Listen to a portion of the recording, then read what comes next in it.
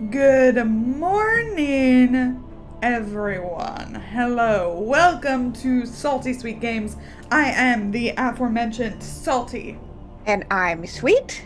And these various assorted spices are our friends. Now, before we go around and meet everyone and they're somehow still living and sane characters, it's so confusing, especially after last week, I really have to try harder. Let's talk about channel stuff. Yay! Firstly, a ton of thanks to our sponsors, Roll20, a virtual tabletop of choice, which unites gamers across any distance with easy-to-use tools. It has been a lifesaver with what is going on right now, and we are super grateful that they are sponsoring us. And thank you to everyone who subscribed to the channel and gifted subs, because we got our final channel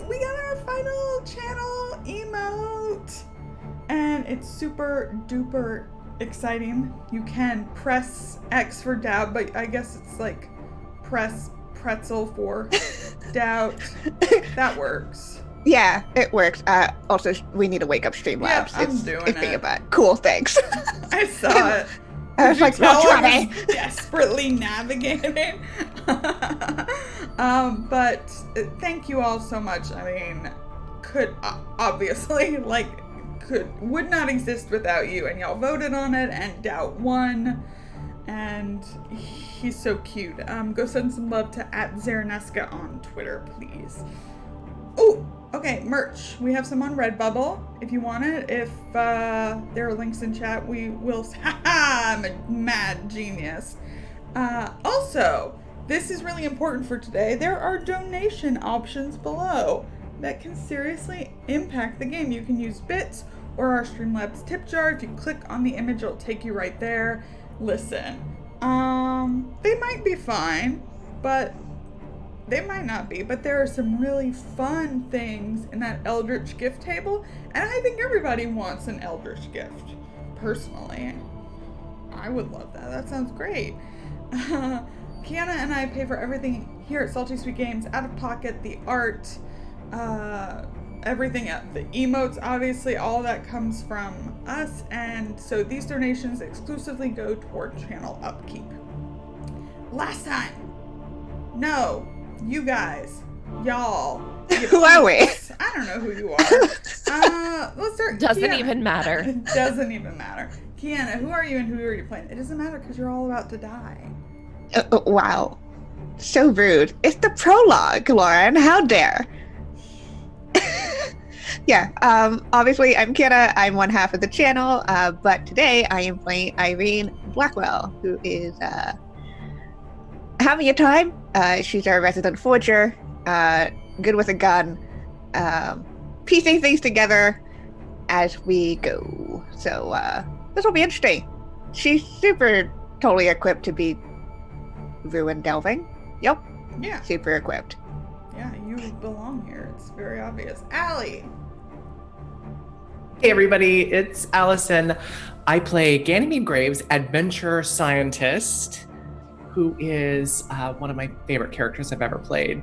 And you've heard me talking a lot about, or you've probably heard Ganymede talking a lot about, because she loves to talk about the fact that she lives on a ship, the SS Daring.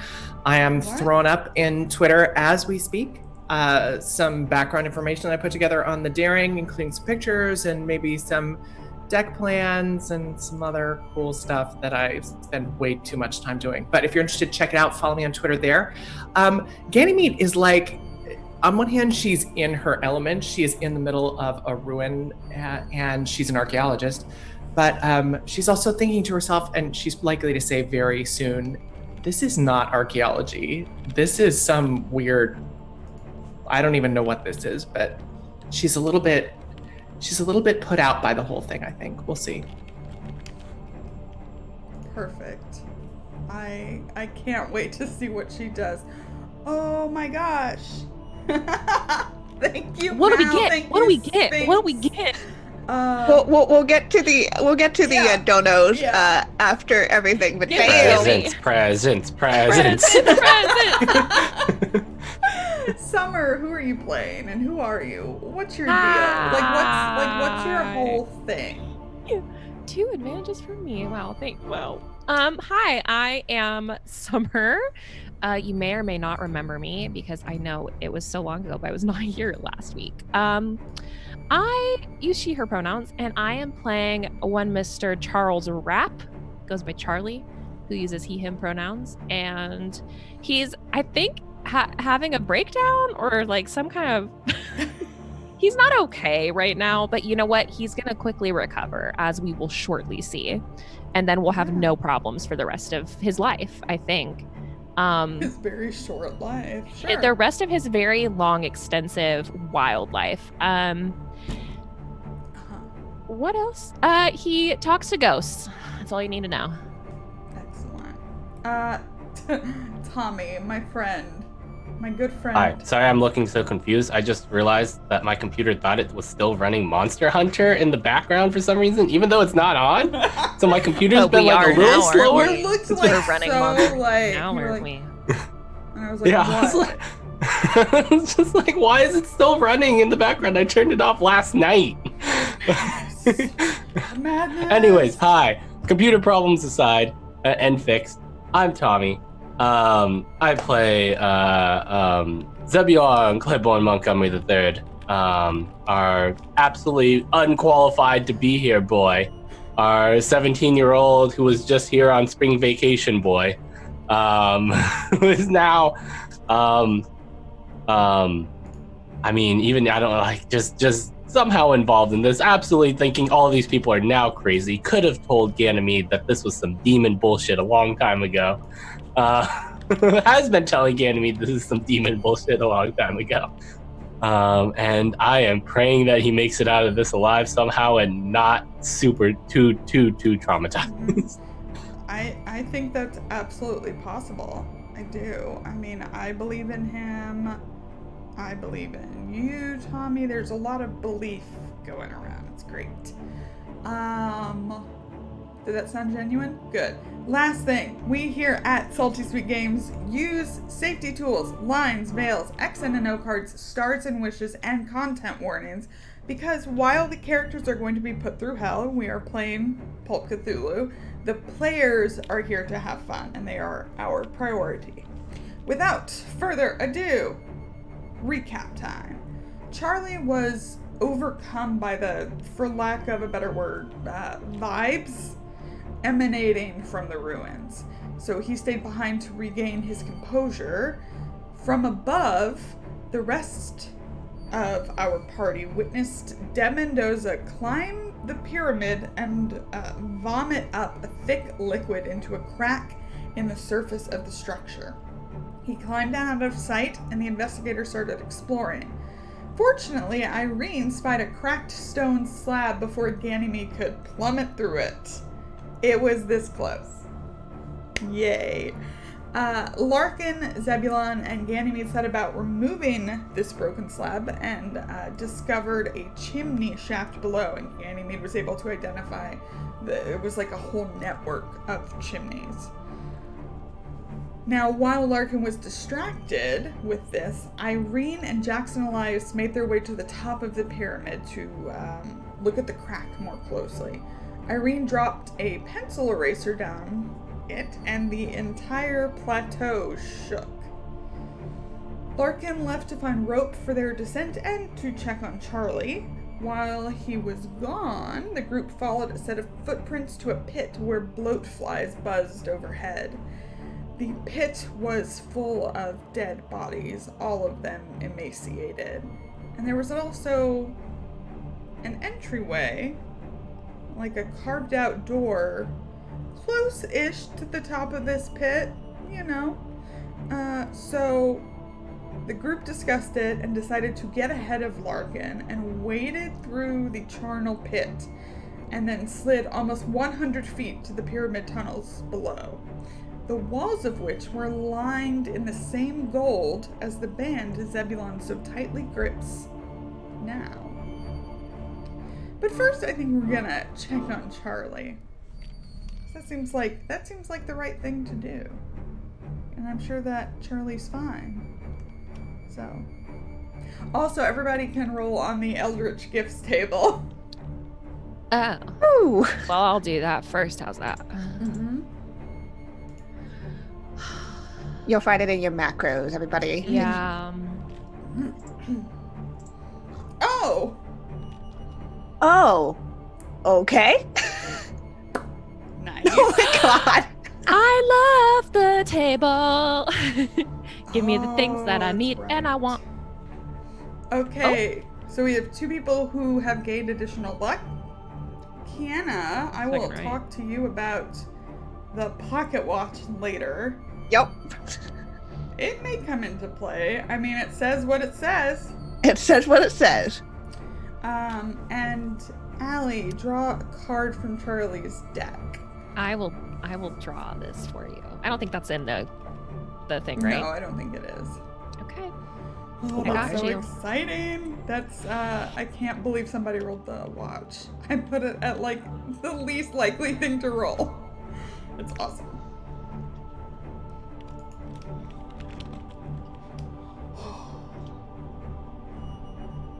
Okay. Vibe out the cards, vibe out the cards, vibe out the cards. Vibe. I'm gonna just start shuffling through them, Allie, and you just tell me when to cut the deck, basically, okay? Got it. Okay. Okay, so here we go. Tell me when. Now.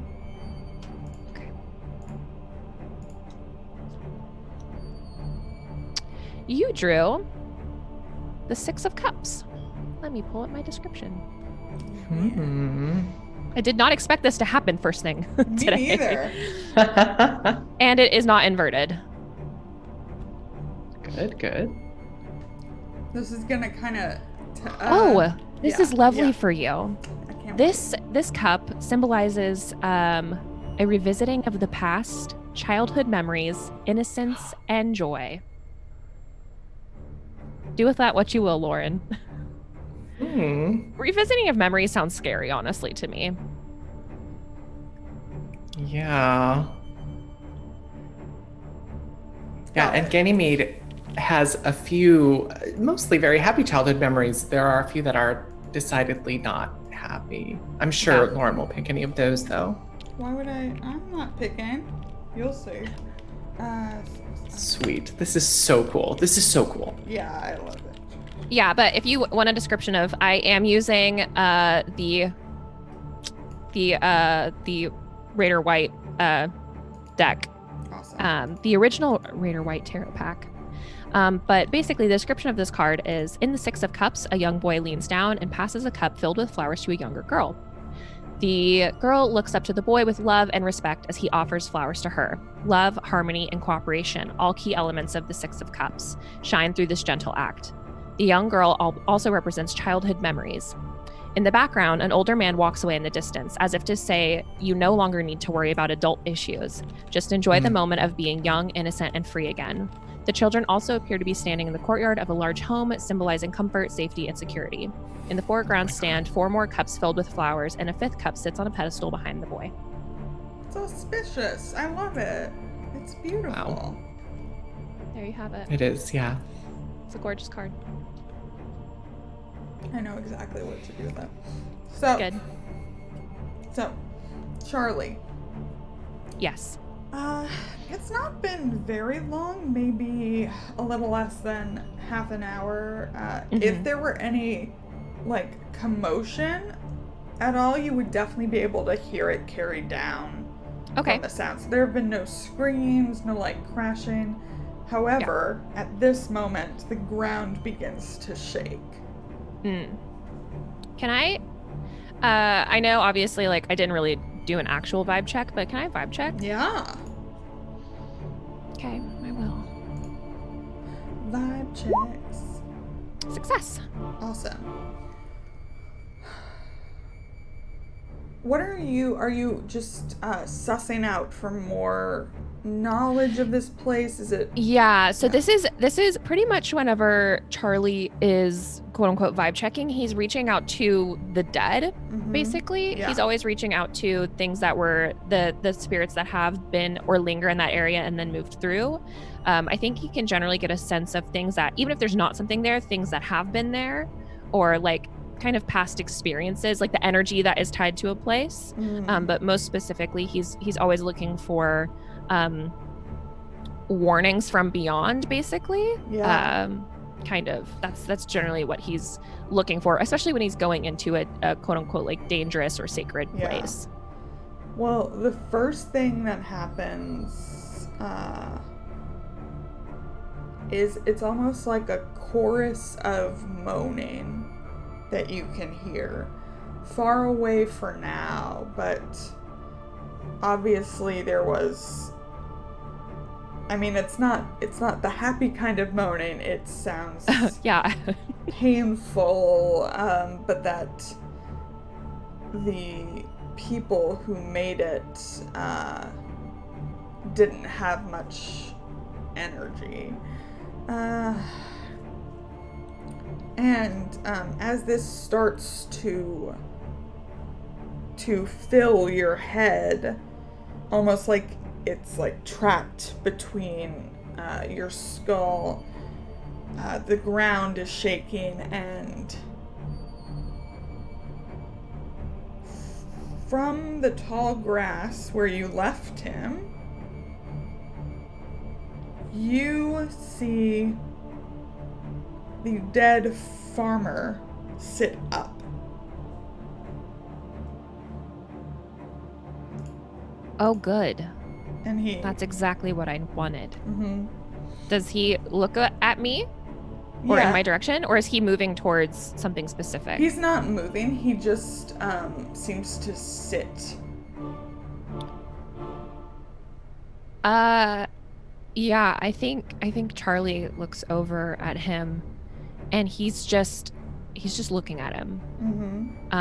He's not going to move away or toward, because clearly he understands that this person was dead, or should be dead. Yeah. But he is waiting because he doesn't know if this is something like the parasite that he sensed within the professor, like the second, like the something living, the physical form that was living inside the professor, or if this is a spirit trying to like communicate with him. So he's not, he doesn't seem afraid, I would say, considering he's reaching out to contact this feeling.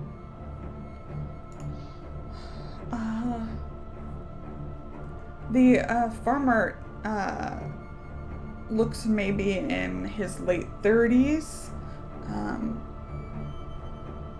And as he kind of moves his head from right to left, he seems more confused than anything. But as he moves, you see that his body is still on the ground, lying flat. Yeah. And it's almost like he sat up out of it. Great. Yeah, Charlie, with that, will start to kind of move over slowly, trying not to startle him.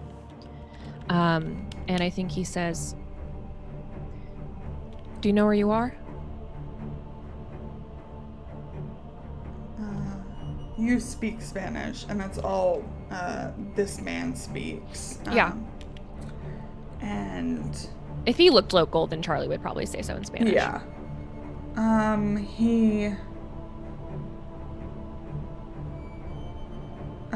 He says, the cursed site. Well, why did you come here?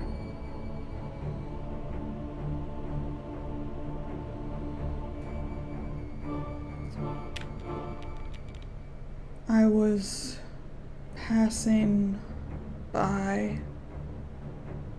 a man in a black hat.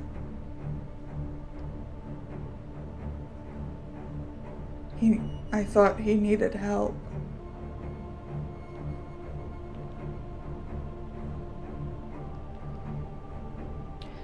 understand. And as Charlie moves over, he'll extend his hand to the man as if like to help him up. Mm-hmm. And he reaches for you, and his hand does pass through. Yeah, I think Charlie kind of looks at him and says, "You need to get up. You shouldn't stay here anymore." He nods. My son. I need to find my son. Was he with you? He nods again. Well, I'll keep an eye out for him, okay? But you gotta move on.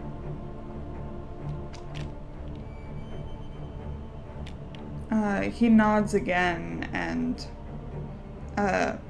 just still looks confused.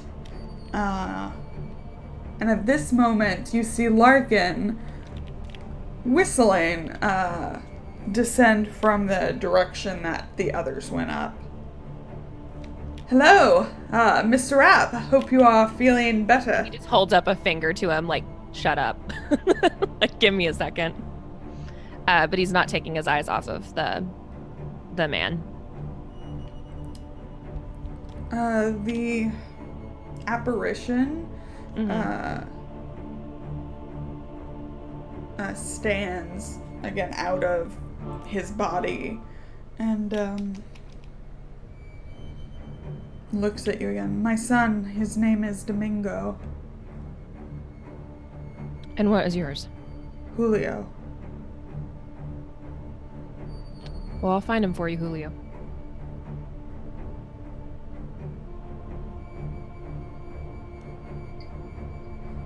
He nods and starts to kind of wander away from the pyramid.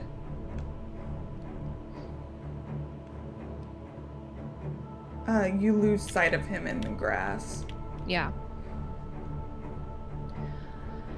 Yeah, I think Charlie knows that eventually he'll find his way. Hopefully into the next life. And he turns to Larkin. Big old smile on his face. Sorry about that. Yeah, I'm feeling much better. You were, are you sure you were? It looked like you were talking to yourself. Didn't you tell me once that you like to talk to yourself? Make a psychology check. Yeah. Bitch. Yes. I remember things. I remember stuff. 25 Ooh. success. Ooh, ooh, ooh.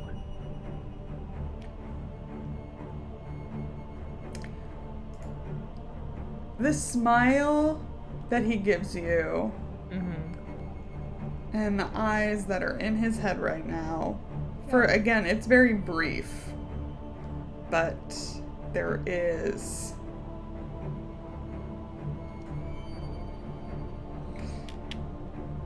it's more than annoyance. It's almost like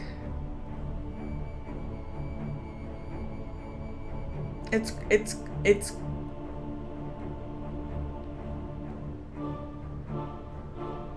cold. It doesn't look like him. He is a very, even when he's being shifty, he's a very warm kind of person. You definitely wouldn't describe him as like chilly. But that look it doesn't match him. Yeah.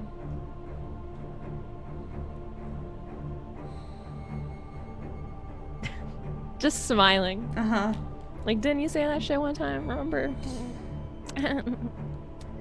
So, if you're quite recovered, then perhaps we should join the others. They found a way down. I came to get rope. Great. Well, I'll help you up. And he'll go over to like help unload rope and whatever else we think might be needed. I don't know why I feel like I should say this, Lauren, but I just want you to know and remind the audience as well. Sure. I'm never surprised in combat. I just like wanted to like throw that out there. I'm getting some vibes, so I'm doing a vibe check, and I just felt that was worth saying. Yeah, gotcha. Yeah. Just keep that in your heart. Yeah. Forever. Never surprised in combat. Yeah. That's right. Totally. Great. Just checking something. So, Sure. you unload the rope and you can start to head up. Yeah. He'll say, as they're kind of like making their way up, did anything else happen while I was waiting? Recovering? Well, this is a brief earthquake. It's a small one. I felt something like that. But otherwise, no? All right. Well, I'm glad I didn't miss too much action. Well, on with it then. Lead the way. And he does. So basically you take the same path as the others, kind of going up and then down. The way that they got in was over kind of a dune that goes over one of the outside walls. This whole place has been partially buried. So when you see the kind of stepped pyramid, there are only 5 layers that come out of the ground, but each one is about 5 feet tall. Okay. He doesn't really stop. He heads straight over to you see a hole in the earth that looks like a square shaft with rocks moved aside, like big slabs. And he looks around confused because you don't see Ganymede, Irene, Zebulon, or Jackson Elias. Should they be here? Let's, well, I went to get the rope so we could go down, but, perhaps they just climbed? Climb down?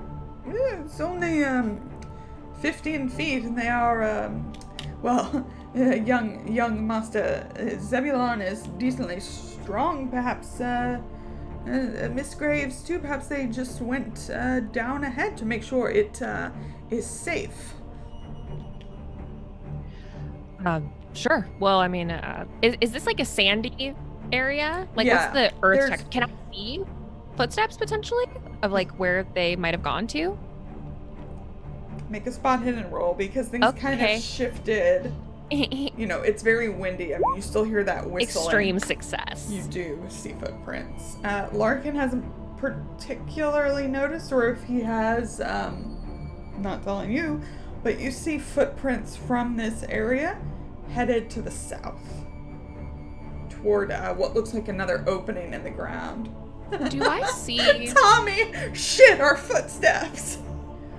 Do I see any child-sized footprints? With an extreme? Yes. Are they headed in the same direction, potentially? Yes. Great. I'm gonna go... They look more, like, you see a few footsteps, and then you see, like, drag marks. Okay. I'll point out the footprints to Larkin, not the drag marks. Looks like they might have head this way. Oh, maybe, perhaps they found a staircase. We should see. Secondary entrance, maybe? Yes, quite. He looks like he's rushing a bit now. And heads over with you. And the smell and the sound of buzzing flies hits you first. But this is a pit of dead bodies. And you have to make a sanity check. Oh, I'd love to. Yeah. I'm sure he'll be fine. I might use Might my advantage. Might you? Gonna be fine. Probably fine. Hard Yeah. success. So you just lose 1 point of sanity. Okay. I can cope. It's mostly because of the amount. Like, they're not, most of these aren't fresh.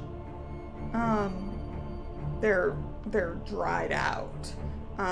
But you do see, in the ones you can see, it does seem to be like, each of them seems to have like some kind of entry wound in their torso region. Okay. Larkin. Oh! Huh. Well.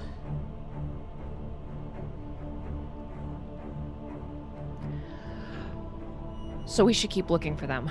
I think Charlie says, like, a little bit more hurried now and is looking for where they could have gone. They're with an extreme on your spot hidden. Mm-hmm. You definitely see it's like straight down from you. Yeah.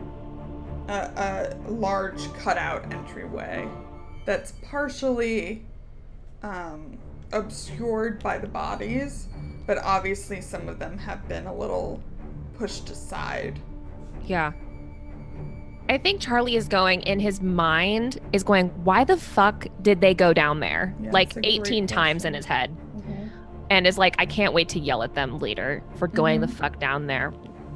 And he's gonna point out the door or the entryway, and he'll say, I can't understand why they would have not just waited for the rope, but it does appear that they went this way. That's insane. Yeah, it really fucking is. Excuse my language.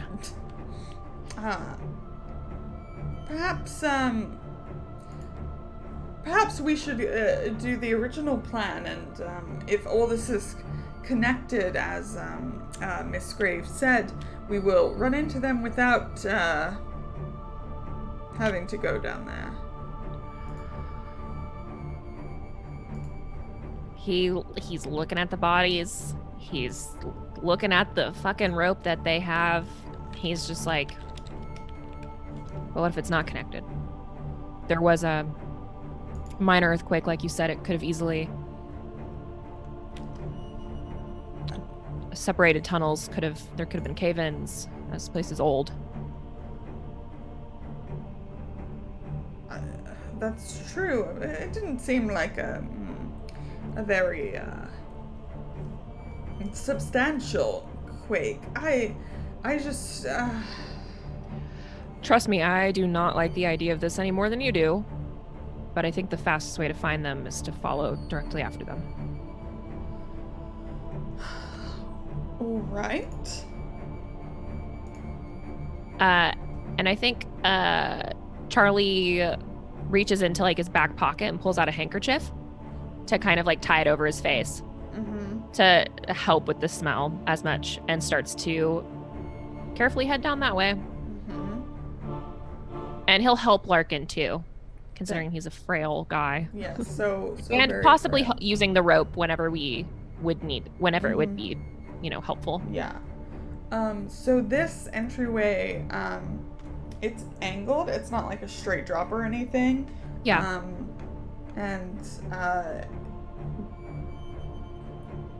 Both of you manage, especially with the way previously cleared a bit, managed to get down there pretty easily.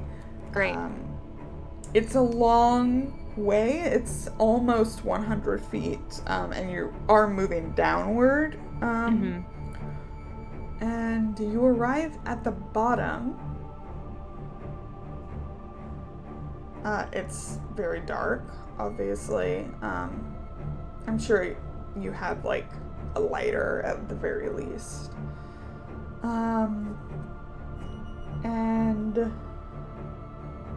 you can start making your way forward. Yeah, I think he would just probably imperceptibly to Larkin, but have, like we've seen before, with his hands kind of upturned, palms up, because he's no longer thinking that what was his name? Domingo is probably alive, seeing those drag marks, but he's still hopeful. But he's kind of feeling for, obviously he got the moaning and he knows where that's from now. But he's kind of reaching out for more innocent spirits that might be confused or lingering as they make their way forward. Yeah. He's looking for something he's hoping not to find, basically. Gotcha.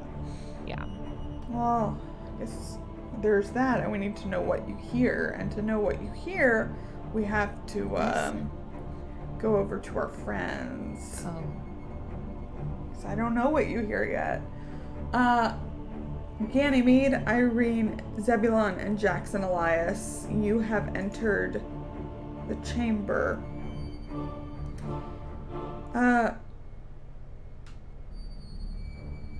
of immediately, what you see, this obviously used to be some kind of work construction area almost. There are like work benches around, some tools. But besides that, there are several. Is that archaeology? Yes. Just to see what I might be able to discern about the use of this place. With the materials here, this looks like it was originally intended as, like a workshop. There are things that would heat metal and work metal. You do see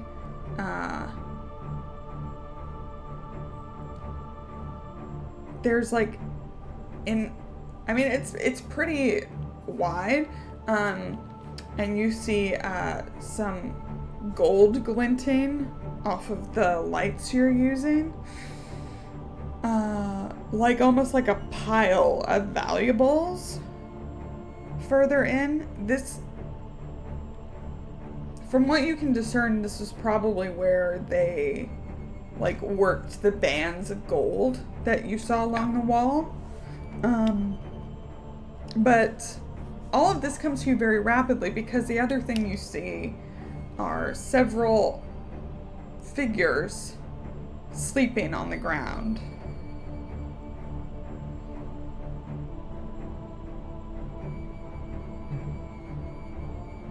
Most of them in ragged clothes.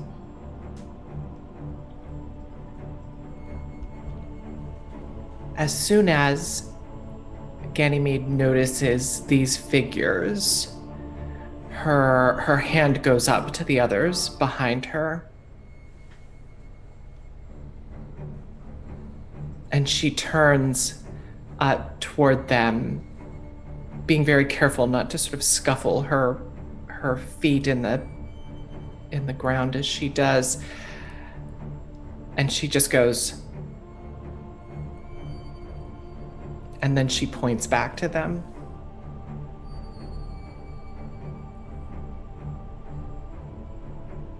Are they dead? That's great. That's great. More of that.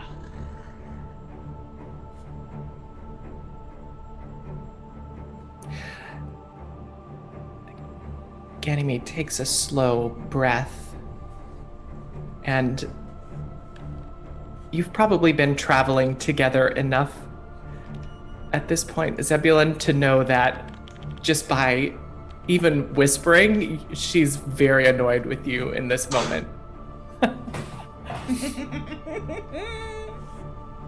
And she looks at you, and she points toward the gold bar that you're carrying, toward you, really, and then she kind of points toward one side. I'm assuming they're kind of in the middle of the room, so that we can potentially get around them, and that's what I'm going to try to communicate Zebulon and to Irene that we could sort of ring around them with our weapons before we wake them up.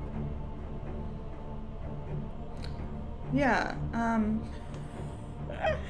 There are about 6 figures sleeping, not dead. And you do see one on the ground tied at the hands and at the feet. He seems to be local. He seems to be convulsing a bit. It's very dark, though. Does he seem to be a child? He is definitely young. We're talking like teenaged, upper Okay. teens. Okay.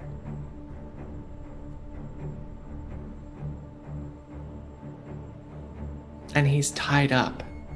Yes.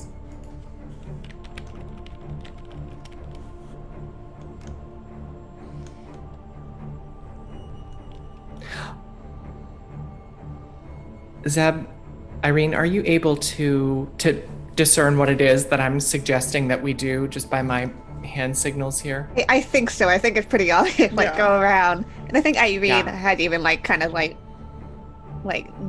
noted potential of, like, poking.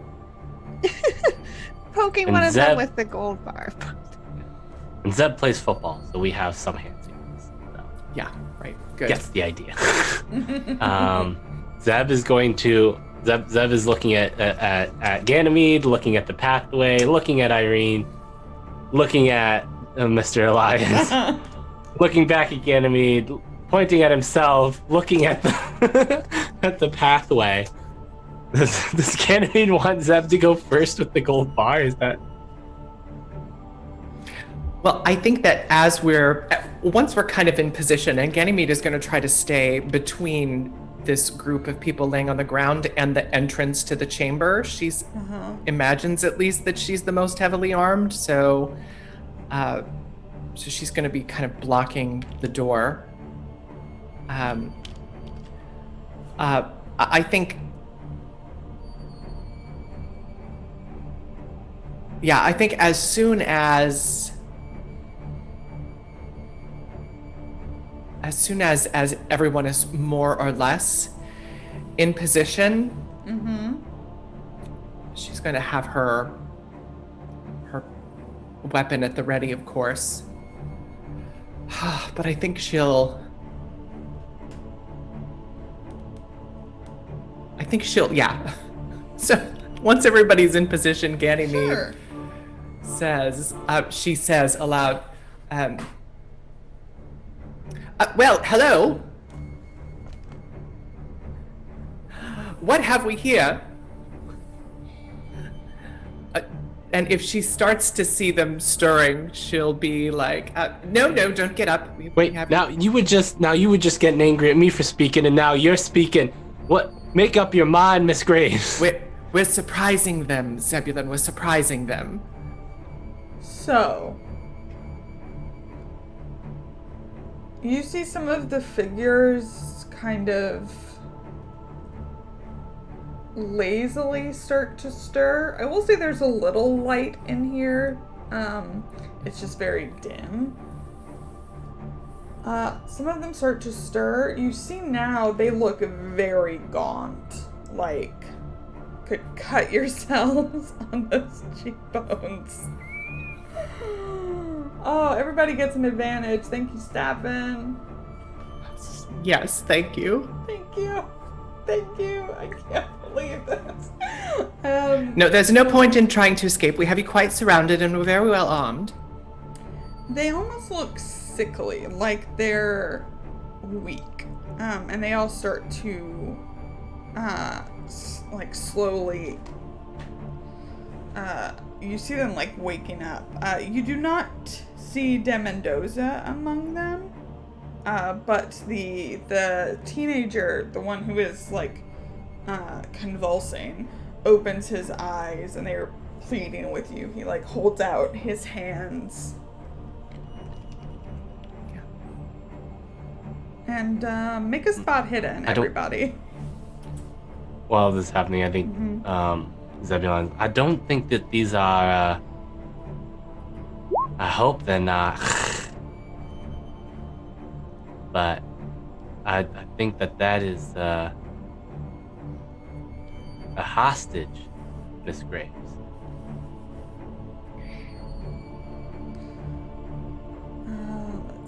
Let's see. Okay. All of you, because this boy, his shirt has been kind of torn, you see, similar to the professor, Professor Sanchez, something is moving underneath his skin.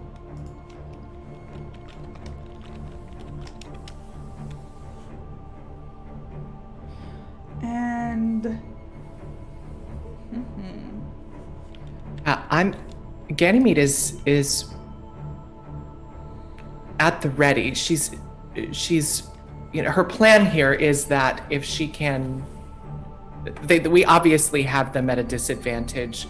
If they're rational, they're probably not going to get up off the ground and try to fight us. And none of them look aggressive. They look very out of it. None of the rest of them are bound, and among them you do see Professor Sanchez.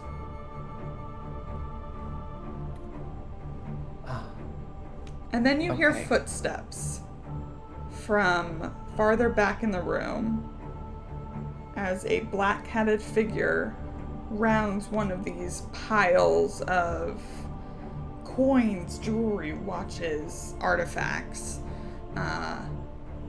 And you see De Mendoza, similarly gaunt, but as the rest of them, but definitely still intimidating looking. Yeah. If the boy once he's made eye contact, I'll wave him over, and in fact, in Spanish, are his feet bound? Can he stand? No, his feet are bound. Zebulon sort of swings the gold band over towards De Mendoza. Now, I have a thing, and I do know how to use it. So unless you want to go up in flames like your other compatriots, I recommend that you stay back, Mr. De Mendoza. I do not want to have to hurt you, but I will if I have to.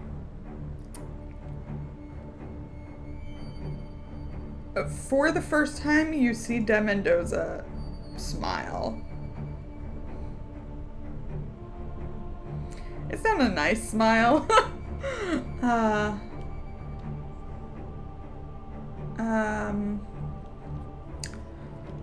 Oh, this is happening. Okay. Charlie, you and Larkin hear voices. You hear your friends' voices from farther away. What do you do? I'm gonna try and obviously move forward. Is there anything that I can make out about their tone that indicates that they are in a tense situation as they're speaking? I mean, Ganymede sounded pretty confident. That's true. Yeah, so I'm just gonna look over at Larkin and say, well, I guess we finally found them. That wasn't so bad. He nods. You okay there, bud? You read lips? I read lips. I read lips great. Roll a read lips roll. And you know what? I'll use an advantage on it. Oh, will you? I will. Watch me do it. 2 failures. Damn it. That's so annoying. Sad. Oh, no, wait, I'm you know sorry. what? I got 15 luck this episode, so I'll use 11 luck. Okay. I'll go for it. I'll do it. Okay. Watch me use it. I'm watching, babe. I'm watching. You are watching it. I'm doing great. I did it. Okay.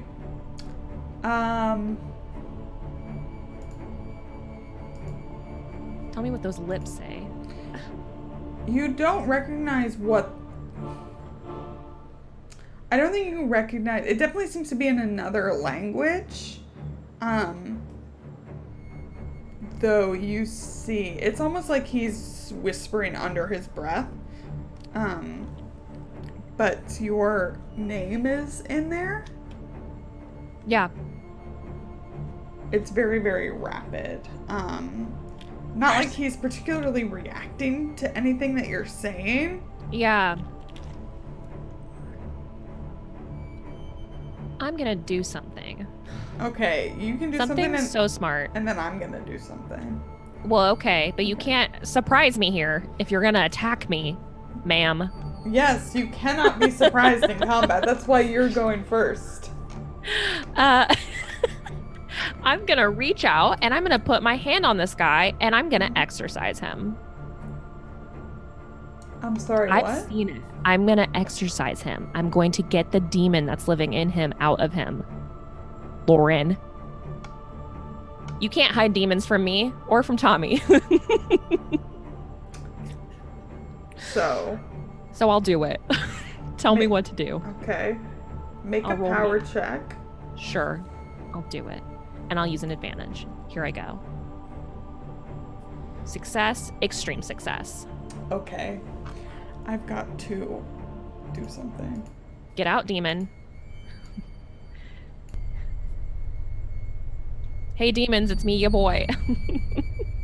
Get out. So, Yeah, I was just about to post that. as you reach out Yes. and extend yourself. What does this look like? How does Charlie do this? We've seen something kind of similar before when we were back with, was it her name Maria? That Ganymede had pinned down on the ground. Where he is going to put his hand on the nape of Larkin's neck. Basically like a firm, like you would to like a kid where you like kind of clasp him on the neck. His hand is going to reach up onto his neck. And basically, it's not a tight grip by any means. Like you could easily break away from it. But he's basically trying to make a connection and metaphysically grab that spirit, that parasite, like body snatcher bitch by the neck and remove it from the body. So like essentially it would just look like he grabbed somebody by the back of the neck and then pinched lightly and then ripped something else out. But I don't think anybody else would see the physical manifestation of whatever spirit is in there. Well, as you do this, Yeah. you hear him let loose a sound of pain. As soon as you do this, he kind of doubles over. And then he starts to laugh.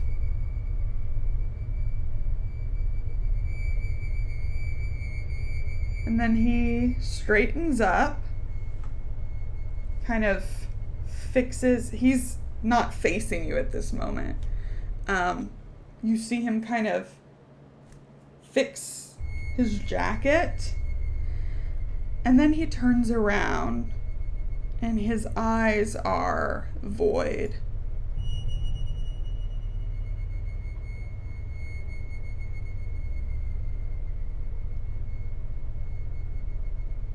Charlie.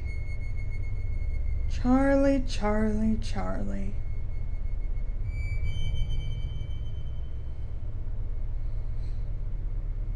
That was clever.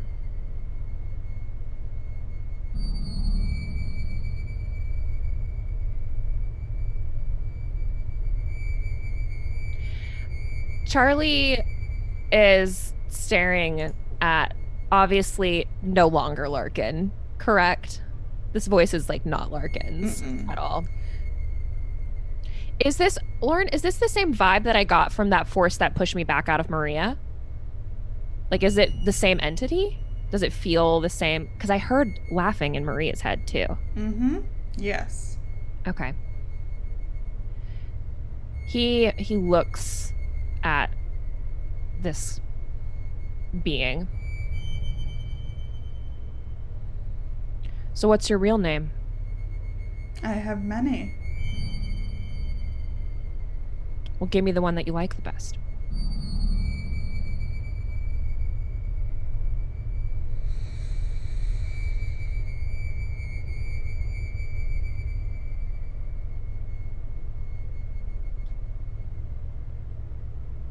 You'll hear all of them soon enough, I think.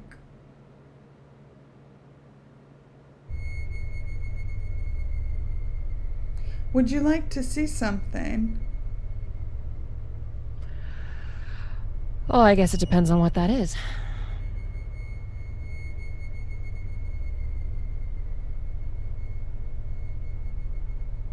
He holds out his hand. Can I psychology check him? Is that a thing I can do? I am gonna use an advantage. Sure. Gifted to me by the lovely, lovely chat. Hard success. What are you trying to suss out? If he's gonna kill me if I touch him, if I'm gonna die right away, No. or if he's actually gonna show me something. He's going to show you something. Great. That seems to be seeing. genuine. I love seeing new things. Charlie is a glutton for punishment. Okay, he is going to reach out and clasp him around the wrist, rather than like taking him fully by the hand, but like this kind of grab.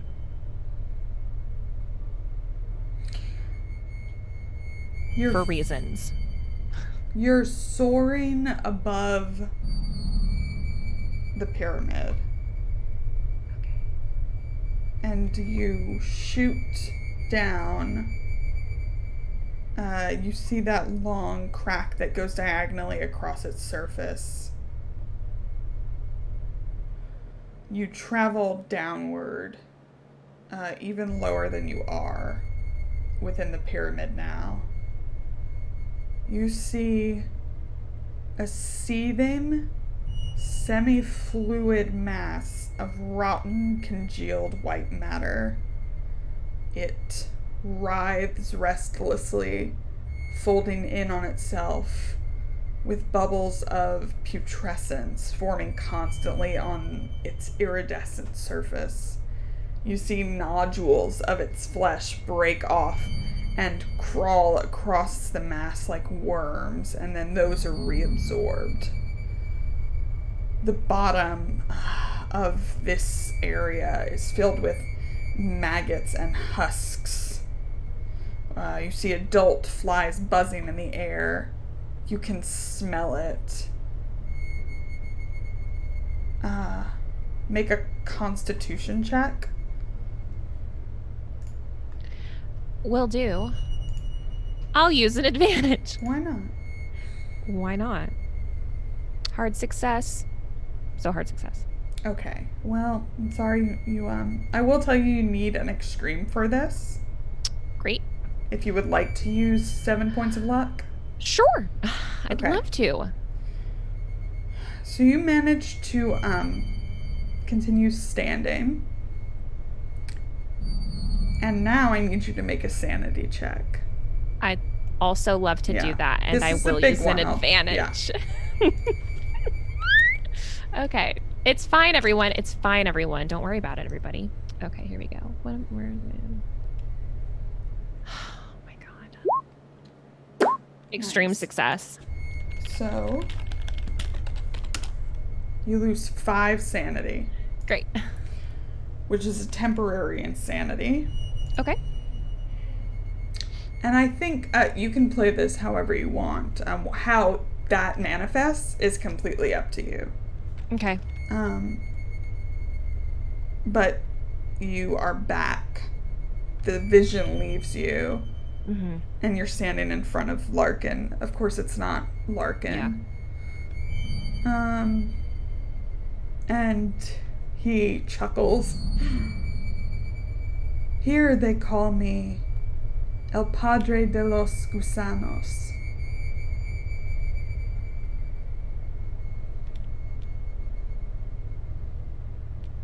What does that roughly translate to? Do I know? The father of maggots. The father of maggots. Love it. So fun. So I can call him daddy is what I'm hearing. Okay. Please try. Please. No. Oh, Charlie does not think daddy jokes are funny yet. Time will tell. But he, oh my God, do I want to do a dumb? I'm already doing it. I'm already deep in dumb. So I grabbed him, right? So that I could twist his arm and so I could. Yeah, he allowed you to. Yeah. Okay. So do I want to fight him? Do I want to fight him? Do I want to fight him? Do I want to punch him? I don't think I want to fight him. Punch him. Punch him. Oh my God. Don't tempt me, Tommy. Okay. I think Charlie, if he allows, will let go of his grip and kind of take his arm back. Okay. So, what do you want with Larkin? Or any of these people? From what I've seen, it seems a bit beneath you.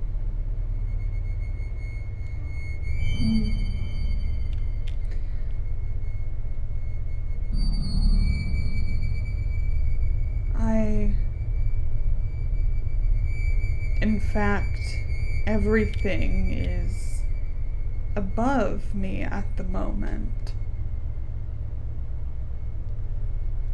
Technically. Charlie?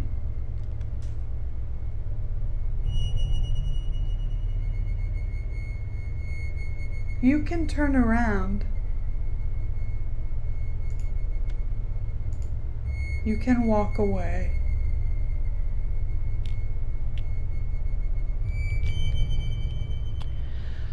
Well, my friends are in the other room, so I gotta get them first. They'll be fine.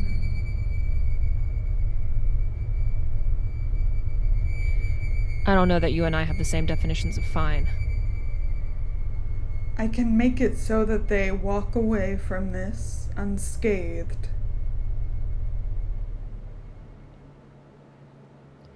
And untouched by whatever you are? Yes.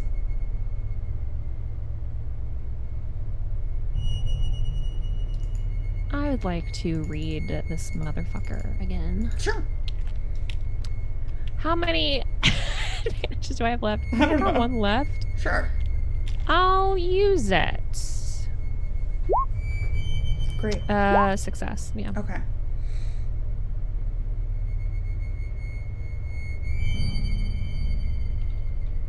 Do I feel like he's telling me the truth? Yes.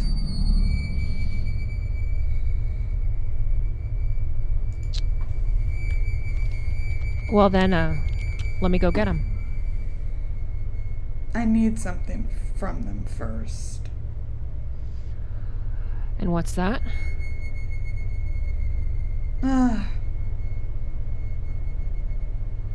Just to remove some of this. And he puts a hand out to the wall and taps, and you see a band of worked gold in the wall.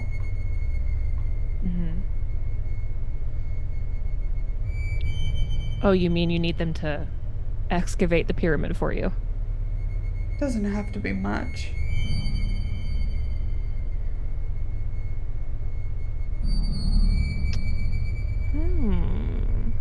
And then you get on Miss Graves' ship if you want and sail away. back to your lives.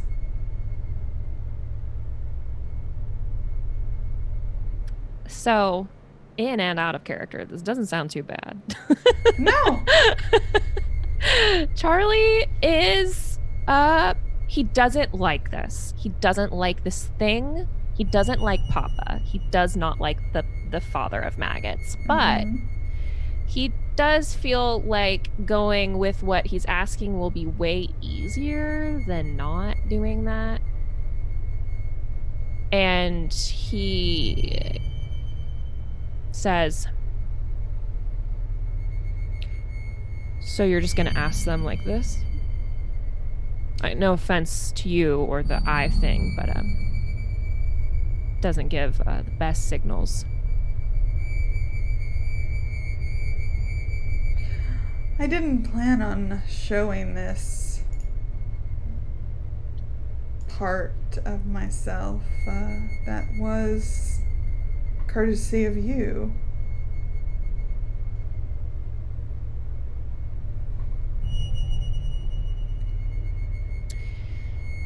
Is Larkin dead?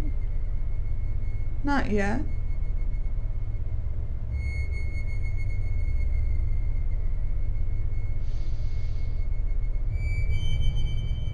He, I think, steps kind of to the side and gestures like down the hall toward the others. He closes his eyes, and when he opens them, they've returned to normal.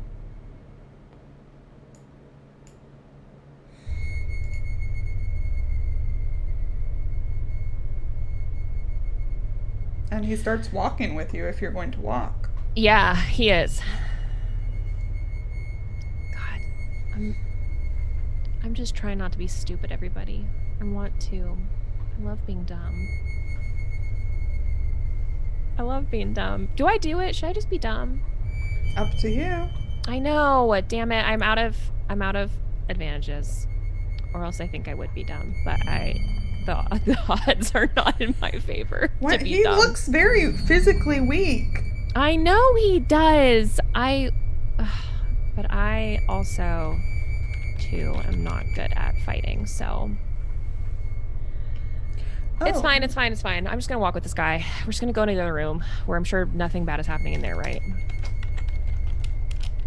Yeah. Okay. Back in the other room. I'm so happy I finally got to do that. Back in the other room, we've got a bit of a standoff. The others in here look weak enough that it's going to at least take them a while to do anything. They look groggy, very out of it.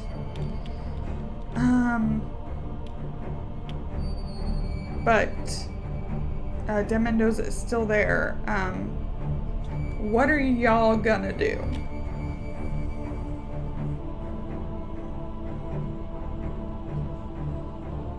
I think as soon as De Mendoza reveals himself, Ganymede points her shotgun at him. Mr. De Mendoza, we clearly have you at a disadvantage. Perhaps it's time to just have a seat and have a nice chat about all of this.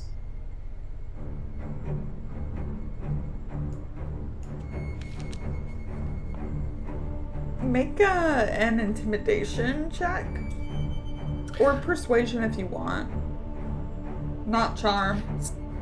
See, I had already switched to the combat part of the chart because I was just so ready for that. If you would like to just shoot him, you may. Would be very intimidating. Oh! Wow. Yeah. Yeah. Yeah. Okay.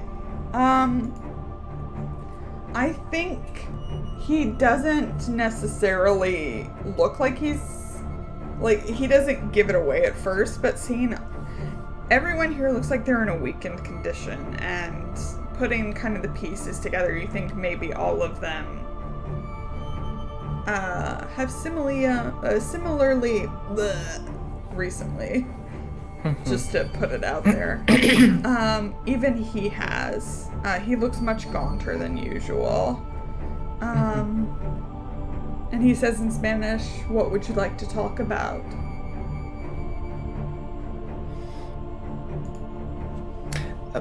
Well, and she'll respond in Spanish. I don't know what it is you're up to in this place, but all I really care about at this point is the boy. Just allow us to leave with him. We will not disturb you further.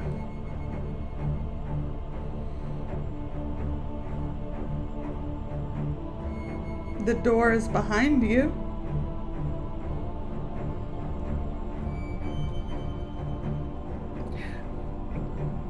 Ganymede does not take her eyes off of de Mendoza. But she says, Zebulon, my dear, would you, our young friend there, cut or untie the binding around his ankles? He's coming with us. Certainly. Zebulon is gonna inch over, not taking he's side shuffling over to the teenage boy, not taking his eyes off of de Mendoza. Gonna crouch down, and then he's just gonna gingerly poke the kid with the gold band first. Nothing happens to him, although you do clearly see the thing under his skin moving around rapidly, like away from the gold band. Can I move it up? Yeah. Out the throat.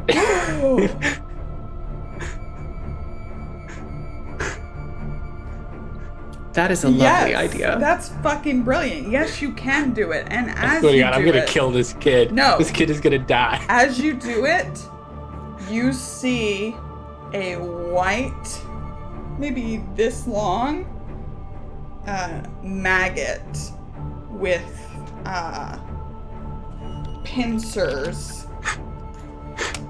Sorry, I was trying to O and zoom. I was like, with pincers emerge from the mouth. I start hitting it with the gold bar. I started whacking. You hit his mouth with the gold bar? As soon as I see the thing coming out, I'm gonna like golf it out of his, like, I'm just gonna go and swing that shit. Yes! It bursts into flames as it hits the wall. And de Mendoza? Only Summer's alert, right? Is anybody else alert? No one else is alert. It's just great. De Mendoza charges at Ganymede. Ganymede, you are acting first because you have plus 50 for having a readied firearm. You act first, then Irene, then de Mendoza, because I remember things. All right, I will. She was prepared for this, and so, yeah, you actually see her start to. She hesitates. If we were watching this happen, she hesitates longer than you would expect her to. Mm-hmm. But her hesitation is waiting for him to get just a little bit closer before she takes the shotgun shot here. I'm only going to fire with one barrel, but I am going to use advantage on this. Do it. And I assume this is close range. This is within 30 feet at this point, right? Yep. Nice. So there's my advantage. Nice. So just a regular success. Okay, what's the damage is 15? Damn. Yes. Yeah, it's 4d6 damage at close range. Oh my god. Wow. So that's... Yeah. Oh, yeah, wow. you don't... There's not many things that survive a shotgun blast at close range in this game. I just not to bring in death. We're underground. Mm-hmm. It's very loud. Yeah, so what? You don't like being underground? No, not really. I thought that pre came down here. All I can think of right now is that scene from 1917. Y'all could have just waited on the damn rope, but no. You Body. blast him center mass. You see a hole in him, and he continues moving. You would have one-shot all the other Karasiri with that. All the others. Perfect. What else would you like to do?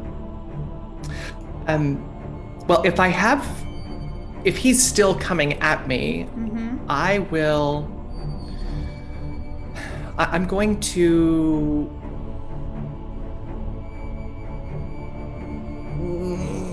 I don't know that there's much more. I mean, I can't attack again, can I? No. Yeah. So I'm going to just hold at this point. I just want to be able to dodge him. I'm prepping to dodge if he keeps coming at me.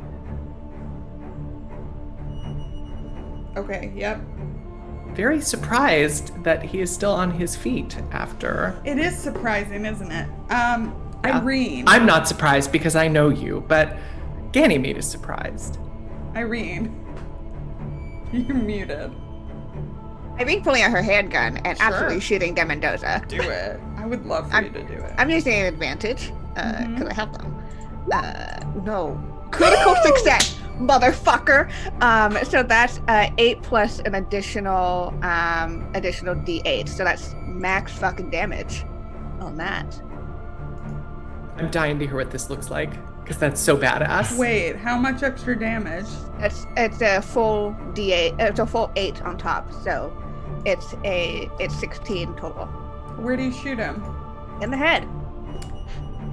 Before he can reach Ganymede, Irene, fast as lightning, whips out her handgun and plugs him through the head, and he falls back on the ground.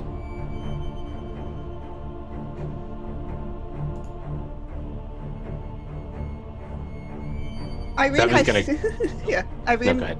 Irene gestures towards will walk towards the boy who's like, had just had a maggot come at him, and then look to Zeb. Zeb going to walk over to Dave Mendoza, holding the bar out in front of him. And he's gonna do his thing. He's just gonna try and poke him.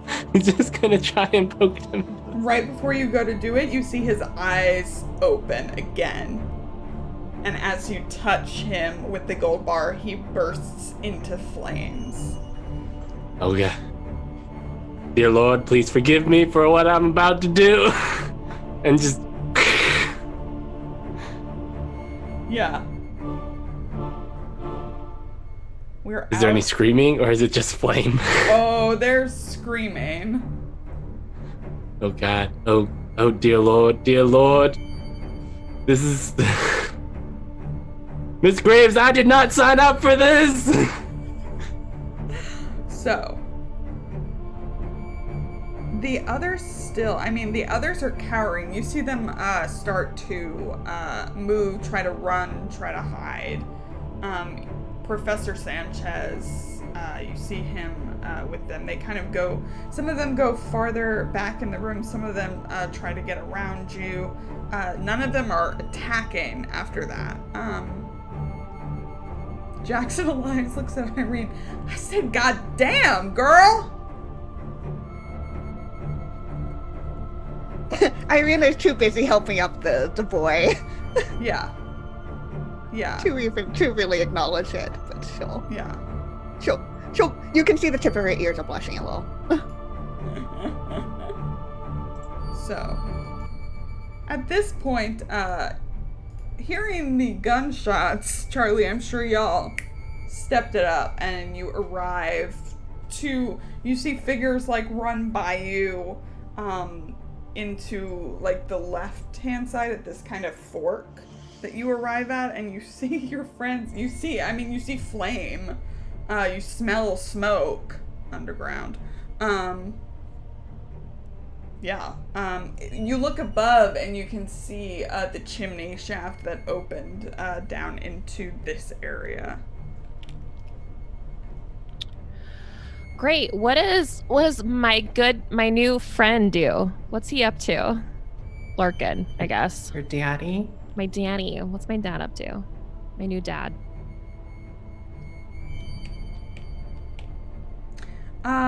Just walking casually. Do any of the Kirsiri like look at him or anything as he comes in? Like De Mendoza De Mendoza's dead. He is on fire. Well, great. Okay. He dead. He dead. Dead. I guess on fire's dead, huh? Yeah. But does anybody like seem to notice him, or does he like give any sign that this is like bad, or? He's walking casual. Okay. And you said Irene is over with the boy, right? Yes. Okay. That's where Charlie's gonna go, because he sees a young adult, or a kid, basically. Yeah. Right around Zeb's age.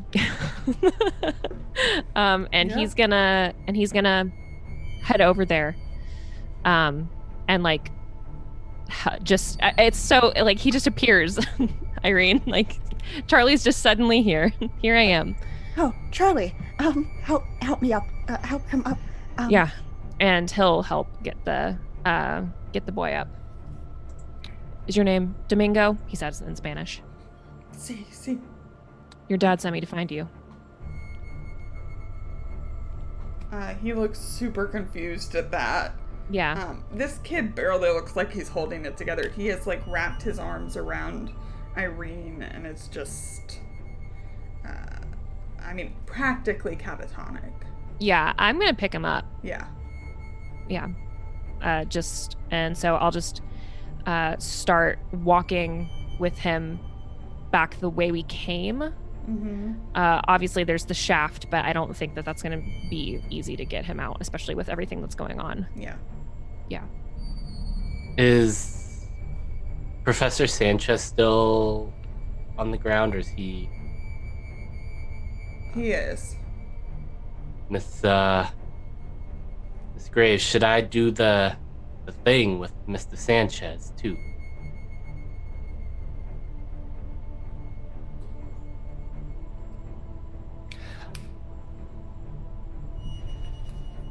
I'm gonna just can I do a quick, maybe a psychology or something on Sanchez? Sure. Just to see what I can see here. I don't have much of anything there. No, that's... I'll use 67 luck. No. Just kidding. He's like down. I don't have that many. Holding his head, like you can't see his face. Just kind of rocking back and forth. Professor, would you like to come with us? He doesn't answer. Zebulon, I appreciate the sentiment, but I think perhaps it's time for us to go. Oh, Mr. Rapp, welcome. But now, Miss Graves, we could save this man's life from being eaten by whatever that thing in his stomach is doing. I saved that boy. You saw that, right? I took that thing right out of that boy, like oh man, like Ezekiel in the Bible. That might not be the right prophet, but I'm going with one of them. Yeah. It's been a long time since I've read the Bible. Larkin kind of cocks his head. Well, you certainly have all been busy. Yes, your friend Mr. de Mendoza has met his somewhat untimely end, I'm sorry to say. Well, he was a monster, wasn't he? Isn't that, what you said? He kind of, like, vaguely points at Zebulon.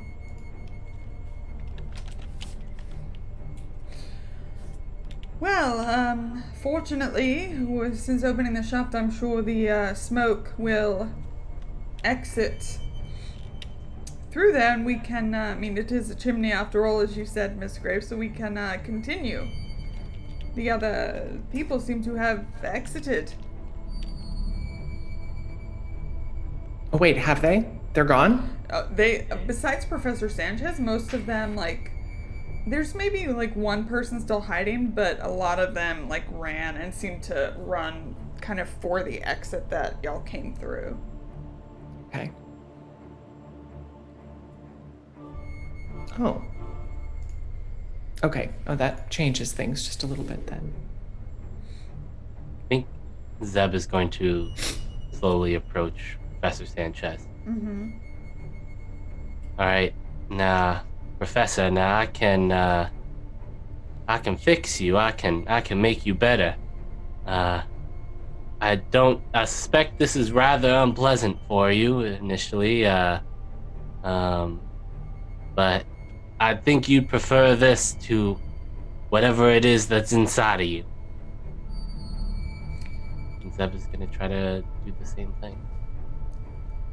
Before you do, Charlie, you're holding Domingo, right? Yep. You hear, it's almost like a whisper, right by your ear. Yeah. I wouldn't let him do that if I were you.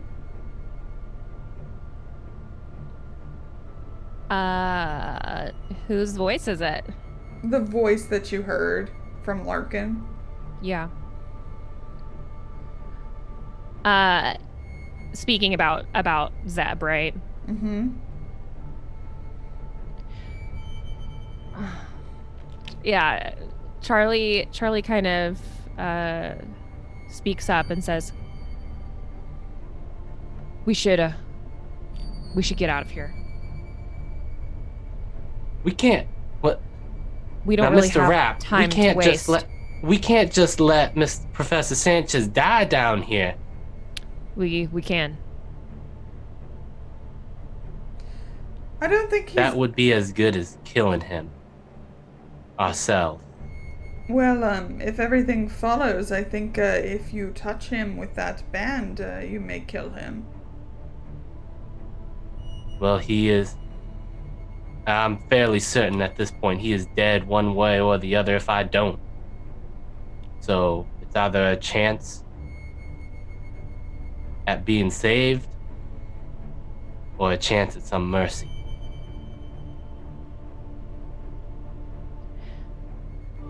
I don't think that's quite your call to make.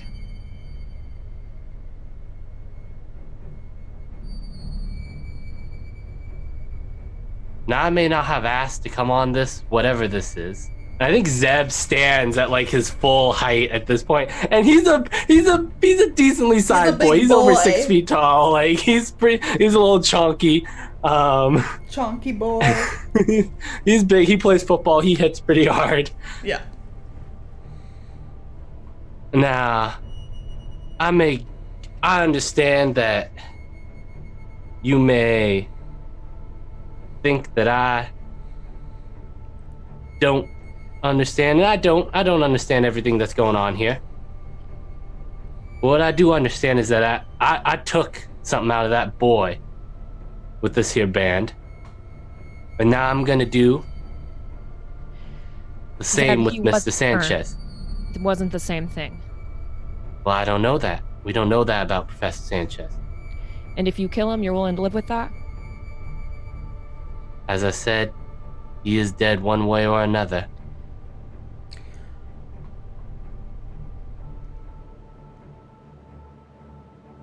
Everybody make spot hidden. Okay.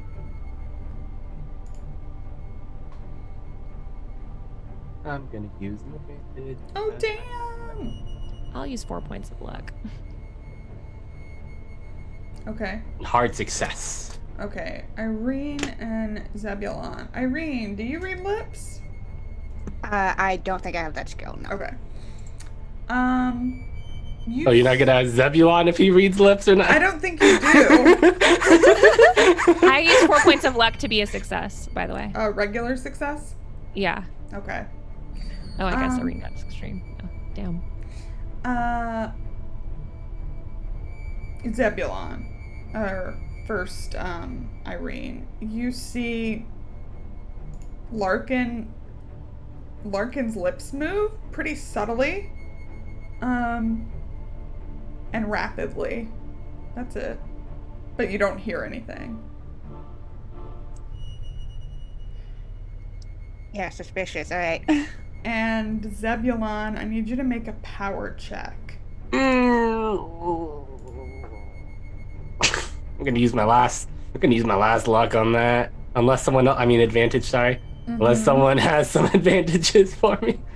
Well, I think Cajun Bayou donated. We're just gonna give everyone an extra advantage because they donated 1,000 bits twice, so that works out math-wise.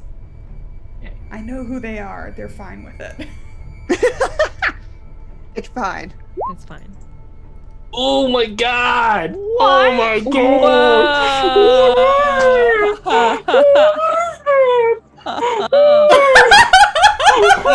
Are you kidding me? Well, say your goodbyes very quickly to Zeb. Should I burn 36 points of luck? What the fuck?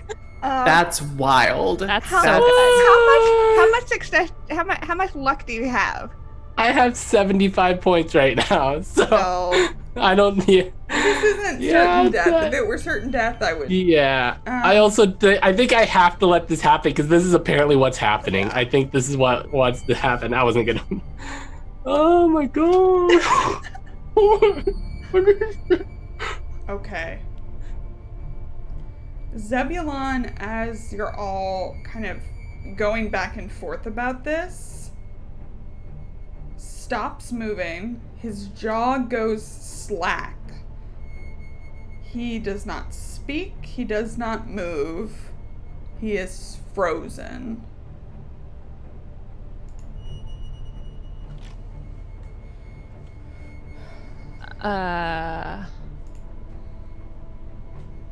Charlie looks at Larkin with like slightly narrowed eyes. Oh,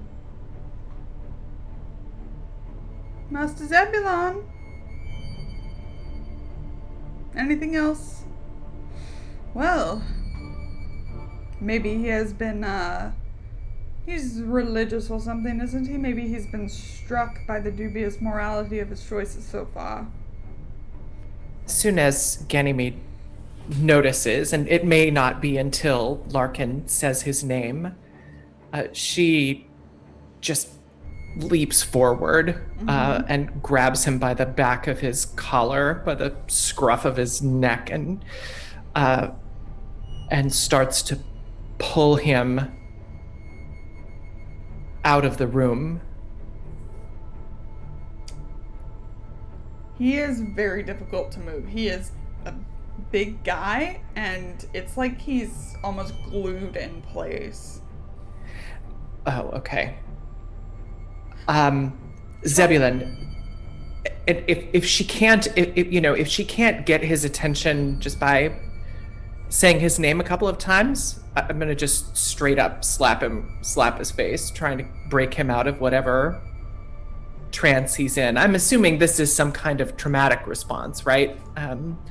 That's what it looks like. Rather than something supernatural. So she slaps him hard across the cheek, trying to wake him up. How hard? Not hard enough to do damage, but hard enough to get his attention. No reaction.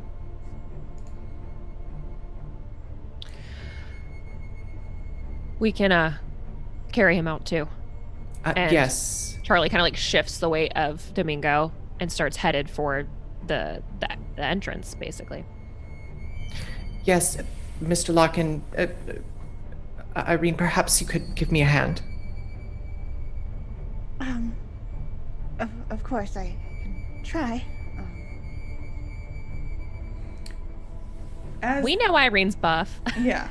Irene is not strong. She's tough. Hardy. She's not strong, though.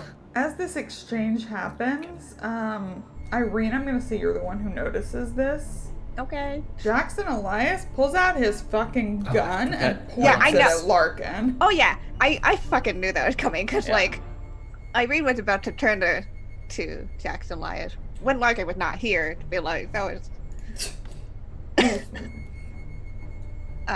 Yeah. So as soon as she sees that, does he have a clear shot at Larkin, or is it like? Oh yeah. Or are we in the way? Okay. Yeah, Jackson Elias has been lining up his angle. Yeah. Irene will look up to Larkin.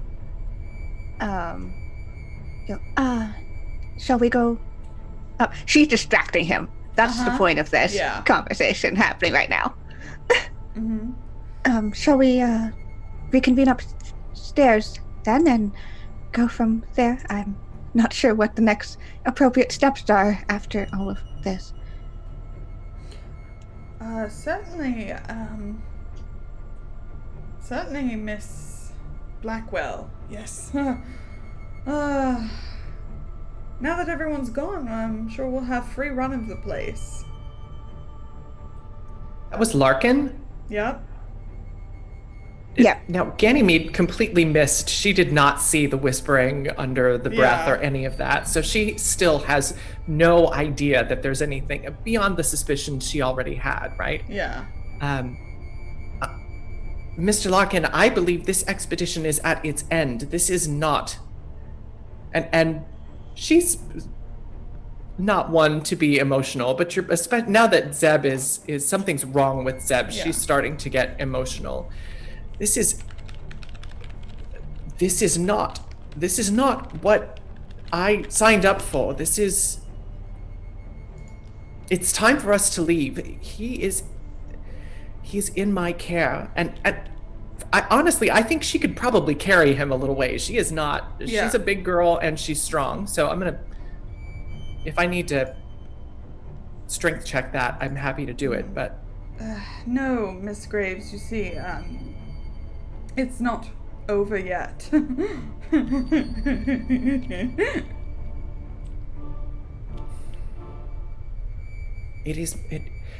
it may not be for you, Mr. Larkin, but it is for us. What? She's talking about herself and Zeb. Do you want to, run back home? Oh, I'm sorry, wait. You don't have a home, that's right.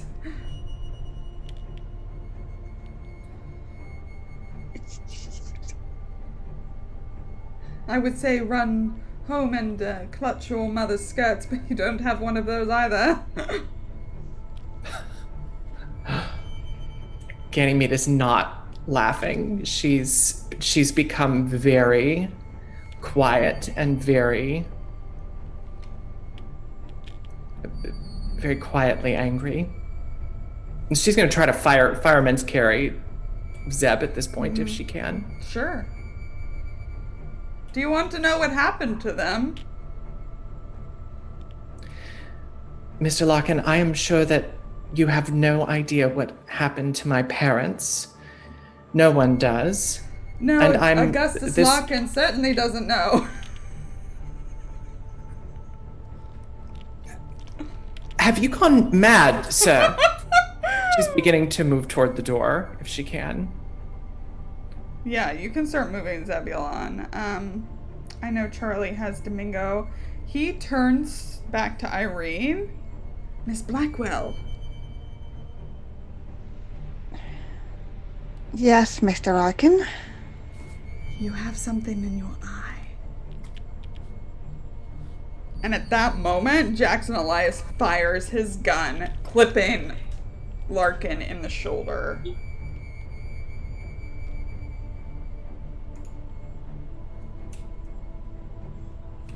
Cool. Yeah. What do y'all do? Charlie, Yeah, you go. am I the one that's like, had everyone else exited the room except for me and Elias? I would say what's happening is everyone's near the doorway. So we've got Charlie and Domingo closest to it. We've got Ganymede and Zebulon, then you, then Larkin, and then behind him, Jackson Elias. Cool. Cool. So that was a shot from behind. All right. Dope. Okay.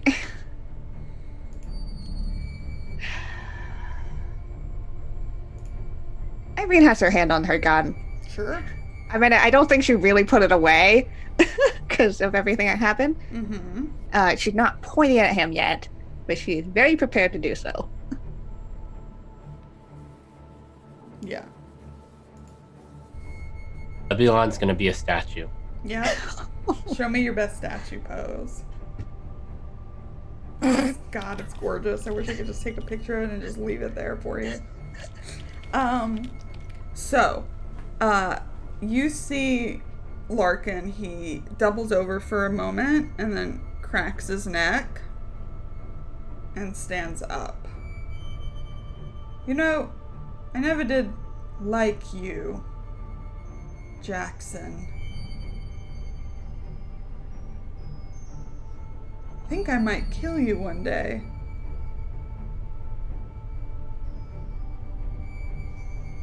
But not today. No, it doesn't seem like it will be today. His accent's gone. Yeah.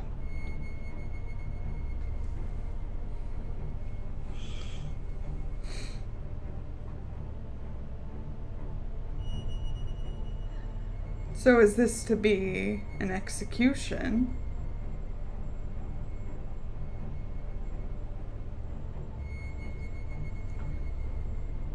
I think this is more of a parting ways.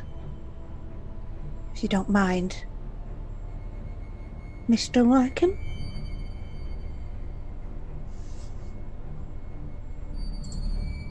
You I do like. I don't think I should be flattered with that.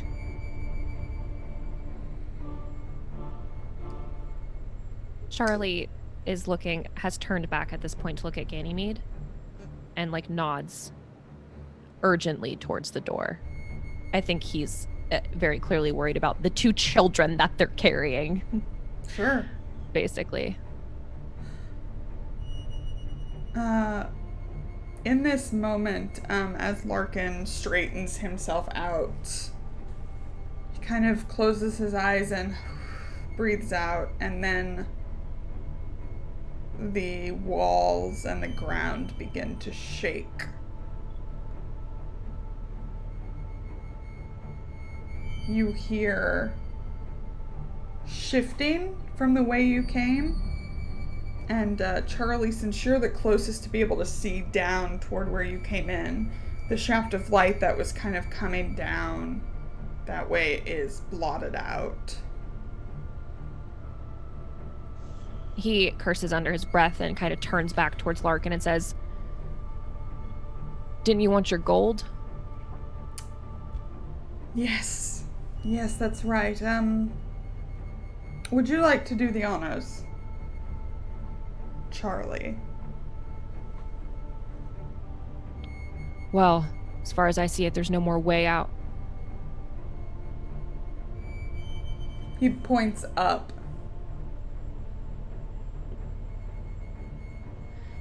Is that way easily reached? Like, how It's does it seem like we could? with the rope and the materials that Larkin has on his person.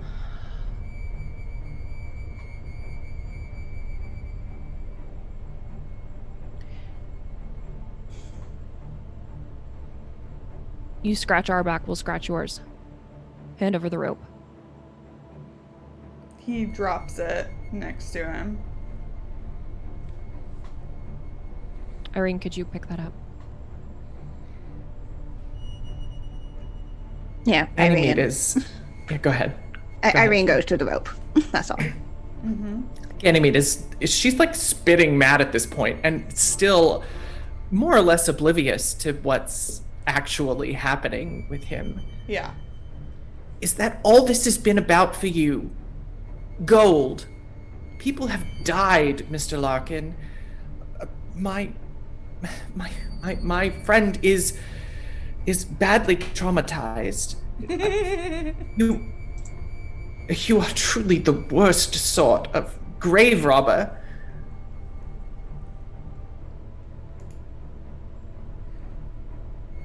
Yes, yes. Why don't we finish what we came here to do, and then we can all leave. I'm sure Zebulon will make a remarkable recovery. I will not be finishing anything. Not for you. Not ever. What? Look at the situation that we're in. We don't have very many options here. There's one way out. She only has it by one hand at this point because she's trying to hold Zeb steady over her shoulder. Mm-hmm. But Ganymede raises the business end of her shotgun toward Larkin. If you kill him, there's a very good chance that this place will cave in around us. And we'll be buried here with him. She takes a step toward Larkin with the shotgun pointed at his chest. Mm-hmm. I don't think so, Charlie. I think that this structure is much more stable than you might imagine. This isn't about stable structures. This is about power. The things we've seen here, you can't ignore it. You can't ignore it.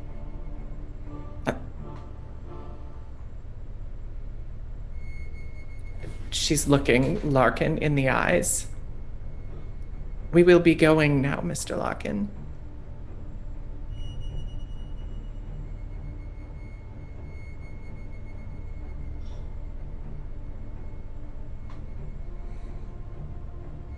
Oh, well.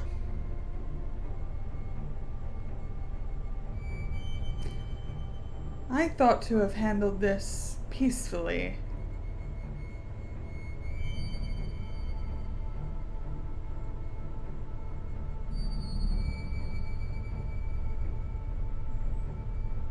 You're free to do whatever you like down here, but we will be going. Zebulon, make another power check. Okay. Do I want to burn my last advantage? I might as well. We're getting on this session. Let's burn my last advantage on this.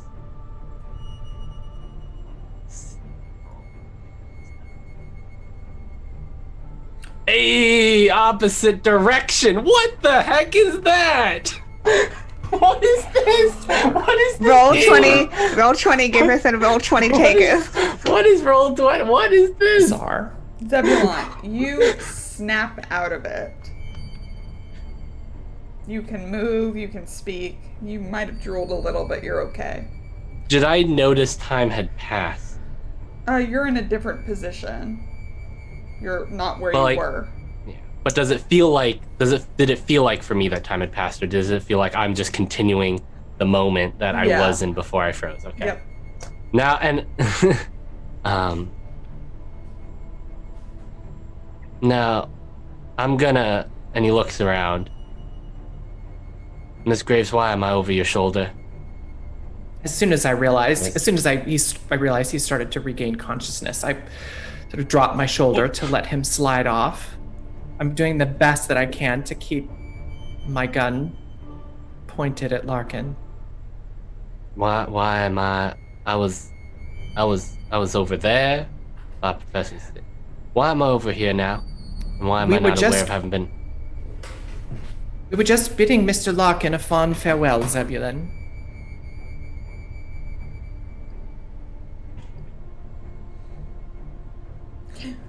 Young- 1 second.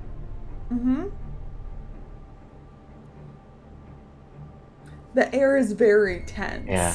I have this lovely skill called Witted, which is able to collate facts quickly. Gain a bonus die when making intelligence rolls. So I'm trying to is Zebulon able to put something together here? Like any idea of like something happened. I don't know what happened. It's demon magic. So definitely like it's almost like you blacked out in terms of memory. Like now you're realizing time has passed. I don't think you know what caused it, but you can kind of very quickly suss out what is going on here, what Larkin wants versus what Ganymede's saying. You feel the tension. You see Larkin's been shot. And he's not reacting to that. Not really. Young Master Zebulon, it might be wise before you leave to take a little more of the banding from the wall in case you come upon more of those creatures outside. If we are to leave. Zeb's gonna look at Ganymede because she's the archaeologist here. He's not gonna looks over at Ganymede.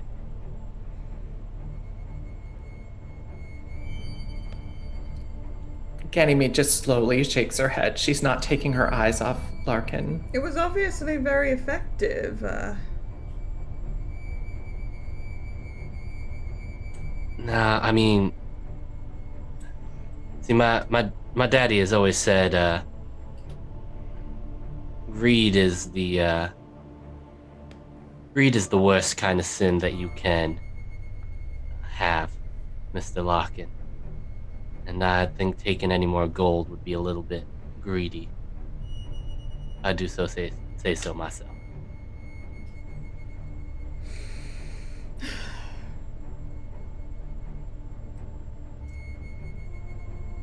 All right then.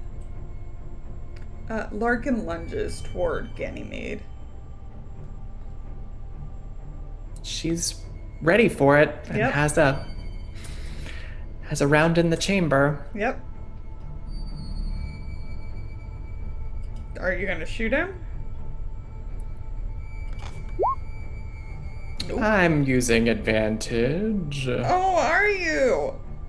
Or would you like me to, if you would have liked me to have declared No, that that's earlier, I'm fine. happy to use the No, luck. I don't Okay. care. Oh fuck, yeah. So Cool. I will use I'll use the 6 luck to make that failure a success. Okay, so the damage is 10. All right. You blast him again. Where were you aiming? Kind of center mass? Yeah, to his chest. Mm-hmm. This was your other chamber, right? Mm-hmm. Okay. It flies forward.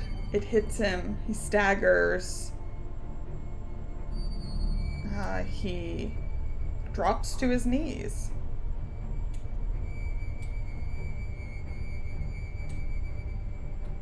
Zeb is gonna grab Ganymede and start pulling her out of it. This guy's not dead after taking shotgun to the gut. Not yet.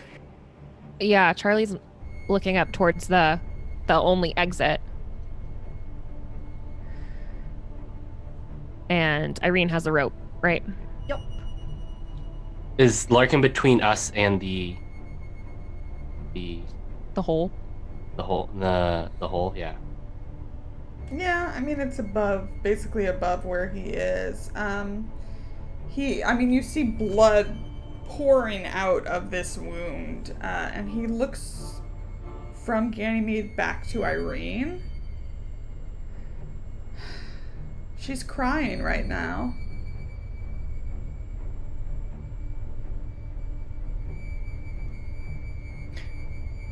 I don't know who you're talking about.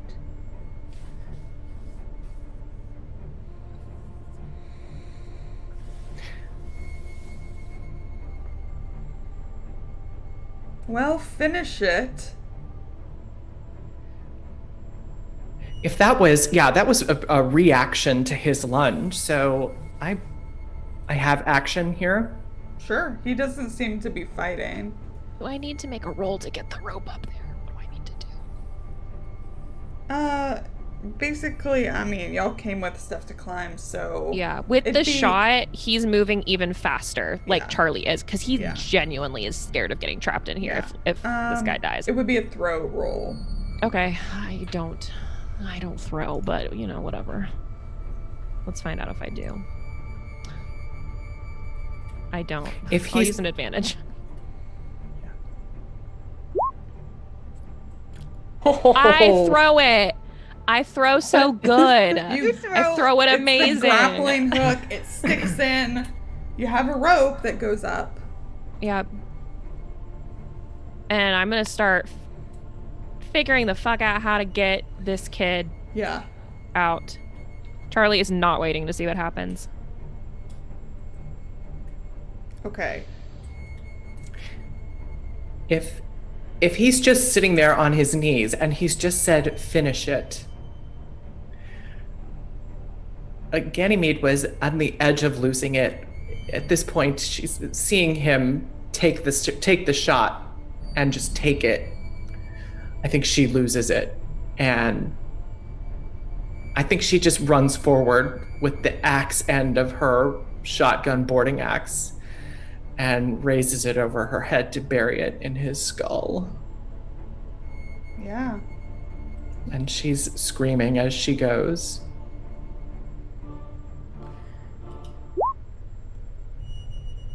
Yep.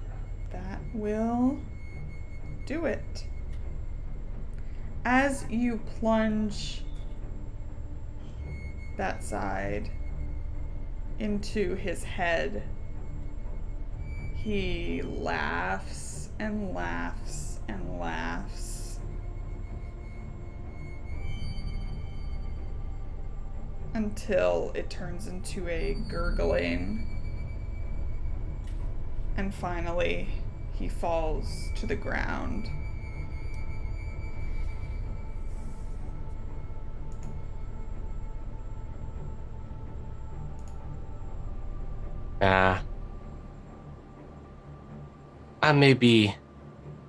This just may be coming from my inexperience in these archaeological matters, Miss Grace, but I don't think that's normal. Nothing about this has been normal. She's crying at this point, and it's not clear if these are tears of anger or fear or sadness. She's crying and wedging pulling hard to get the axe out of his brains where she buried it. At this moment, from not in the chamber but along the walls, you see the gold band that's in the walls glow. You're not sure if it's just glinting off of the fire that's dying in here or what, but you see a dark spot. Like, you can see all the glow lit up except for this one section nearby. I think probably Charlie. Well, no, Charlie came back with the rope, so Irene and Jackson see this.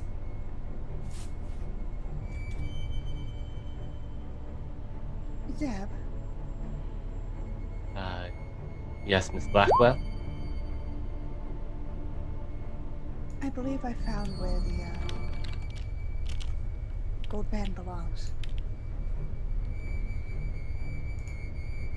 And she'll kind of gesture towards the dark spot. Should I, put it back? I think it's time for it to return. I think it has importance here. Alright, then if you say so, Miss Blackwell. And Zebulon's gonna walk over and he's gonna try to see if he can push this probably slightly bent out of shape at this point bar, but he's just gonna try to cram it back in there. Yeah. As you do, the bands flare for a moment, all of them, as this comes in. And the ground doesn't shift or anything like that. If anything, it seems to have calmed, though all of you hear an unearthly scream, but you don't hear it with your ears. It is solely in your minds. Are you imagining it, or is it some kind of natural effect from the shifting of everything. Is it...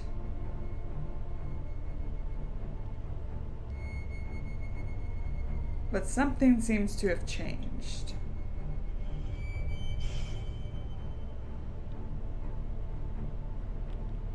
And at this point, Professor Sanchez vomits.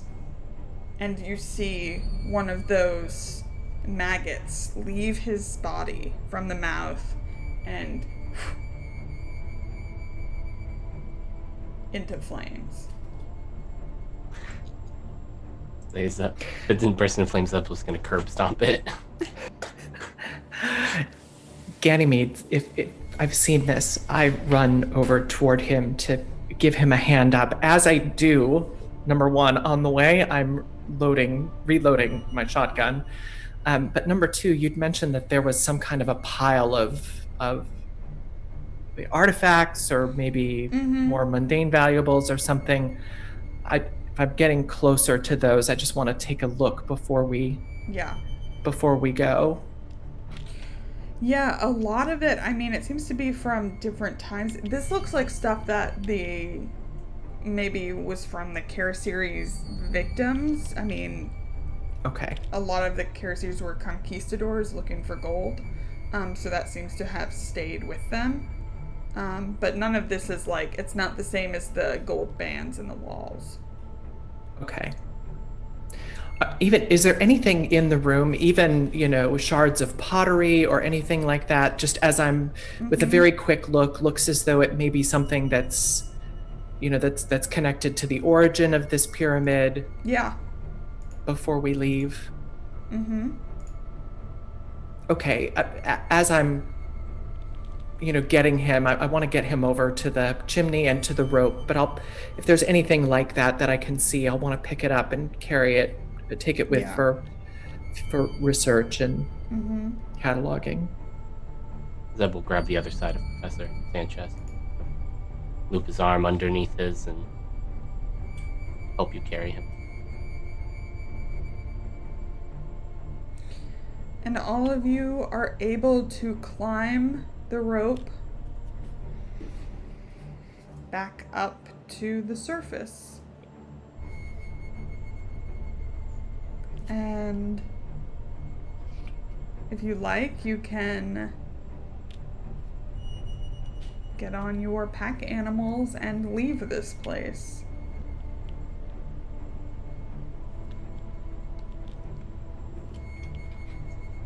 I think we would very much like that, yes. Yep. Bringing Sanchez and Domingo with us. Yeah. As you head up over the dune where you came and look back to the pyramid, the crack has sealed.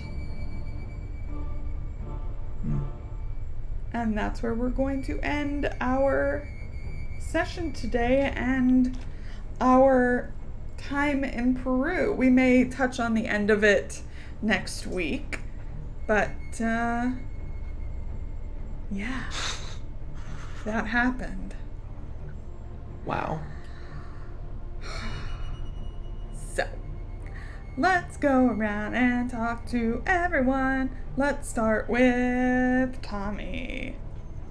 Oh man, that could have gone so much worse. Roll 20 giveth and roll 20 taketh. As I'm the epitome of, I suppose. That went. There's two sides of the die, and I roll on both of them. Yep. Apparently, not in the middle. Never the middle. Oh my gosh, Lauren, that was great. That was a great session. Yay. I loved everything, and I loved that everyone got to do cool things today. And I'm super excited for everything going forward from here.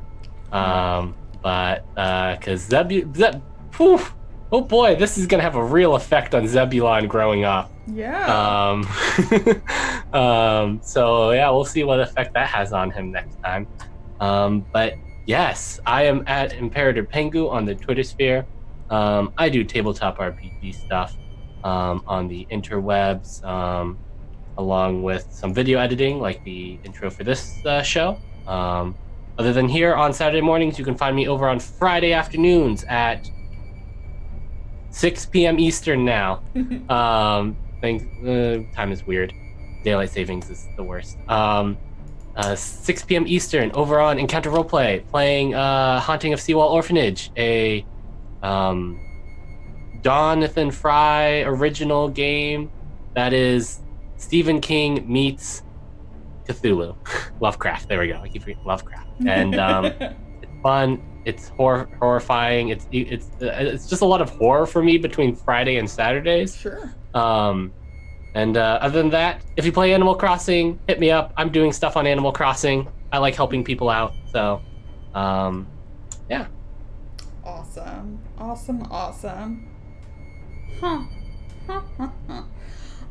Summer, dear. Hi. Hi, Summer, darling. Hi, I'm here. Yeah, was super happy to be back for this session. It was so much fun.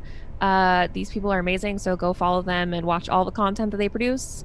But yeah, I am Summer. You can find me on Twitter at Just a Summer Job. That is where I tweet about everything that I have got going on. You can catch me on Off the Table. That's off_the table, Tuesday through Friday afternoons, playing a bunch of different games. And yeah, you can also find me doing a lot of Animal Crossing shit, just so much of it. And obviously here every Saturday. I love it so much. But yeah, can't wait for next time. Haha. It's gonna be great. Allie? Okay, so look. Call of Cthulhu was the second RPG I played after D&D. I've been playing it since its second edition. It's now in its seventh. I have played some epic Cthulhu games over the years. I cannot think of a single session I've ever played until that even comes close to what we just did. This was incredible. I'm like seriously emotionally shaken in the way that you are after watching a really, really great, like really scary but incredibly satisfying in the end horror film. I'm going to be recovering from this like all week. This was incredible. So Lauren, thank you. Summer, Key, Tommy, thank you so much. Chat, thank you. I feel so lucky and blessed to get to have experiences like this with people that I care so much about. So thank you all very much.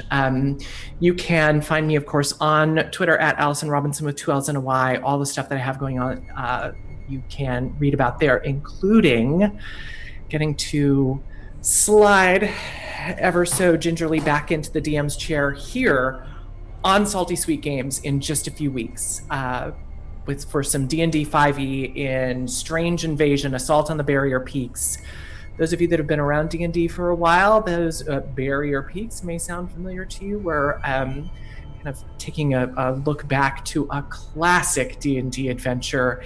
If you like your high fantasy with a big old dollop of weird science and stuff like that on top, you'll want to tune in. Just follow us on Twitter. You'll see all the information right there. But once again, thank you all so much. This was a privilege.